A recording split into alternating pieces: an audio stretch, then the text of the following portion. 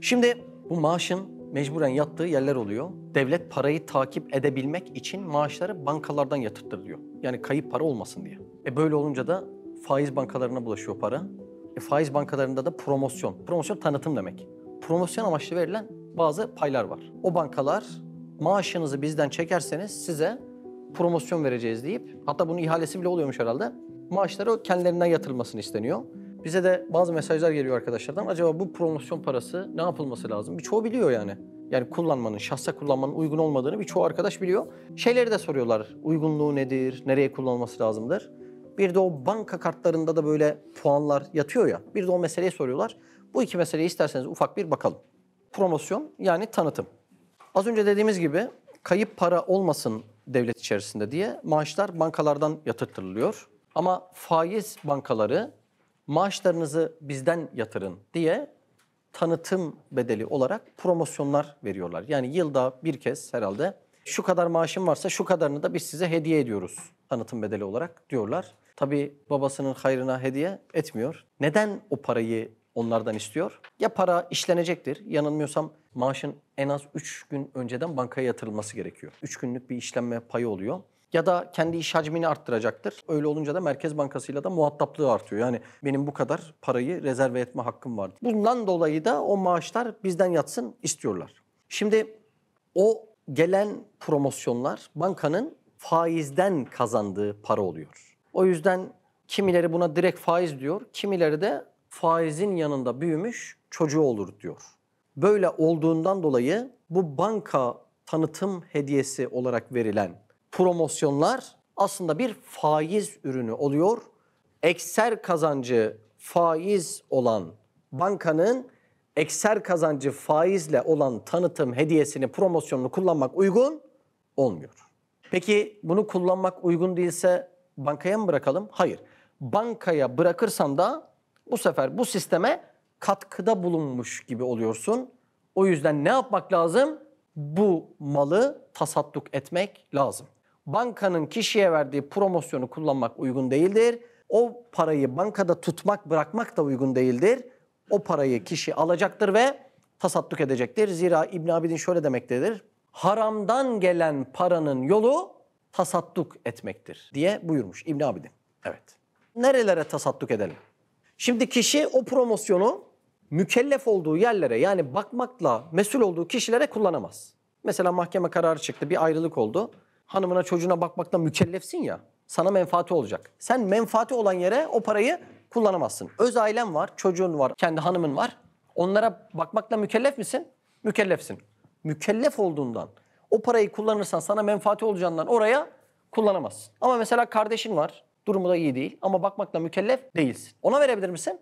Ona verebilirsin. Kural şu: tasadduk ettiğinde sana menfaati olmayacak. Hem kendine kullanamazsın hem de bakmakla mükellef olduğun yere kullanamazsın. Çünkü çocuğuna 1000 lira vereceksin aylık. 500'ünü oradan verdiğinde 500 sana kalıyor, sana menfaati oluyor. Kural şu: sadaka olarak bu parayı verdiğin yerin neticesinde sana menfaati olmayacak. Yani etrafta durumu uygun olmayan insanlara kullanabilirsin. Hayır kurumlarına bunu sadaka niyetine kullanabilirsin. Evet. Tabii bu para kazanılmış bir para olmadığından manen ya bunun da ne güzel sevapları olur diye beklentiye girmek çok uygun görmemişler. Bana haram olan bu para neden başkasına haram değil? Bu para bana haramken neden tasadduk ettiğim yere haram değil? Hanefi fıkhında mülkiyetin değişmesiyle paranın hükmü de değişir derler. Ne demek bu? O promosyon benim ya. Çektiğim, benim kendime kullanmam ne oldu? Haram oldu. Ben bu parayı tasadduk ettim, sadaka verdim. Mülkiyet değişti mi? Değişti. Artık senin eline geçti mi? Geçti. Mülkiyetin değişmesiyle paranın haram olan hükmü de değişiyor diyor alimler. Buna bir de örneğimiz var. Bureyde bin Husayb isminde bir sahabe efendimiz var. Efendimiz Aleyhisselatü Vesselam'ın hizmetlerini yapan sahabe efendimiz. Bir gün Efendimiz Aleyhisselatü Vesselam Bureyde'nin yemek pişirdiğini görüyor. Ey Bureyde, bana da vermez misin yemek diyor. Bureyde diyor ki ya Resulallah, bu yemek sadaka parasından oldu diyor. Bana gelen sadaka ama Efendimiz Aleyhisselam'a gelen değil. Kime gelen sadaka? Bureyde'ye gelen sadaka. Ben bilirim ki sen sadaka yemezsin diyor. Efendimiz Aleyhisselatü Vesselam da diyor ki bana gelen sadakayı yemem. Ama senin mülküne geçen sadakayı sonradan yemek olarak bana verebilirsin diyor. Neden öyle diyor? Çünkü sadaka Bureyde'ye geçince mülk değişti, hükmü de değişti. Artık Bureyde'nin kendi malı oldu. Yani paranın haramlığı, promosyonun haramlığı kimde olduğuna göre değişiyor. Mülk değişince hükmü de değiştiğinden dolayı tasadduk ettiğiniz kurumda ya da kişide haram olmuyor. Kart puanı ile alışveriş. Şimdi banka kartlarını kullandığınızda da size puan veriyor biliyorsunuz. Şimdi o puan iki şekilde oluyor. Ya alışveriş yapılan kurum kendi kar payından hediye gibi dağıtabiliyor. Ben kar payımı dağıtıyorum diye hediye gibi dağıtabiliyor. Bunu bizzat siz beklentiye girip istemediğinizden dolayı aslında bu kısımla kalsa bazıları uygun olabilirdi demişler. Ama başka bir ihtimal olarak da banka kazandığı faizden sana o karta puan veriyor. Şimdi ekseri faiz olduğu için onun hediyesi de faiz gibi olduğundan orası uygun değildir diye de konuşmuştuk. Yani mesele müşevveş mesele, karışık mesele.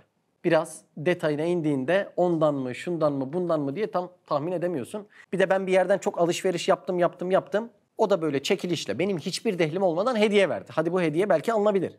Ama sen şu kadarını daha ekstra verdiğinde şu kadar daha puan kazanma, hediye kazanma ihtimalin arttı derse bu piyangoya giriyor işte. İhtimali arttırmak için sen de para veriyorsun falan. İşin detayları biraz fazla karışık olduğundan mesele şüphelidir. Şüpheli olan şeylerde de şu hadisi hatırlatmak güzel olacaktır. Haram apaçık bellidir. Helal de apaçık bellidir. Bu ikisi arasında şüpheli olanlar vardır. Kim şüpheli şeylerden kaçınırsa dinini korumuş olur diyor Efendimiz Aleyhisselatü Vesselam. Bakın haramlardan kaçınırsa demiyor. Neyden diyor? Şüphelilerden kaçınırsa diyor.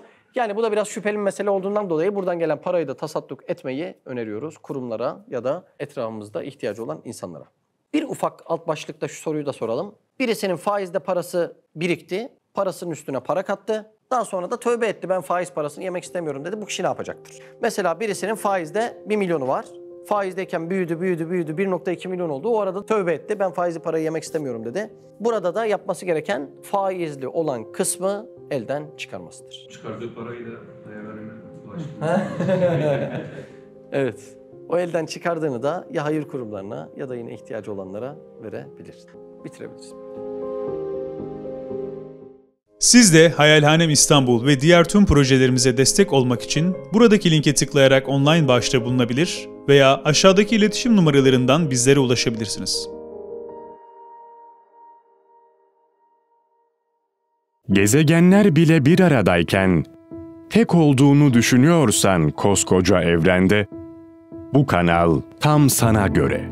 Bu video YouTube kazanında kaybolmadan, senin gibi başkalarına da ulaşabilmesi için desteğe ihtiyacı var. Her abone, bir kırgın yüreğe daha ulaşmayı sağlayacak. Beğen, abone ol ve yorum yapmayı da unutma.